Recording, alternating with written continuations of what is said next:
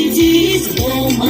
Если вам не в радость солнечный денек, пусть вам улыбнется, как своей знакомой. С вами вовсе незнакомый встречный паренек. И улыбка, без сомнения, вдруг коснется ваших глаз.